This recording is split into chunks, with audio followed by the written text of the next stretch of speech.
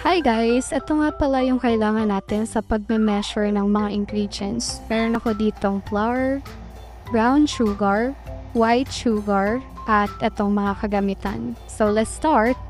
Gamit ang measuring cups, meron akong white sugar, brown sugar, and the flour. Substitute for oil, gamitin natin ito. So let's start. Gamit ang 1 cup, unahin nating i-measure ang flour. Sa pag-measure ng flour, hindi pwedeng idiretso natin ang cup. Kailangan natin gumamit ng spoon at i-scoop natin ito sa measuring cup.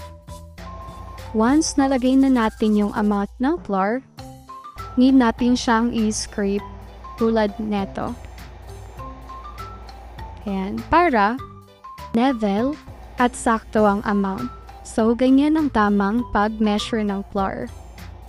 Next naman natin ay ang brown sugar. A little bit different kung paano mag-measure ng white sugar. So, sa brown sugar, pwede na natin siyang idiretso at ipe-press natin gamit ang ating kamay.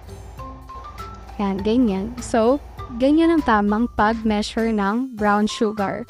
Proceed sa white sugar. Sa white sugar naman, kailangan din natin siyang i-scoop tulad ng flour para compacted. Ayan. So, ganyan ang tamang pag-measure ng white sugar at brown sugar. Kita nyo yung difference? So, for the oil, substitute, gumamit ako ng syrup. So, idadirect natin siyang ibuhos sa graduated measuring cup. Hanggang sa dami ng gusto natin, kailangan makikita natin level ang oil. So, ganyan ang pagsalin ng oil pabalik sa kanyang bottle. So, ganyan lang ka-easy ang pagme-measure ng mga ingredients. Sana may natutunan kayo sa akin. Maraming salamat! Bye-bye!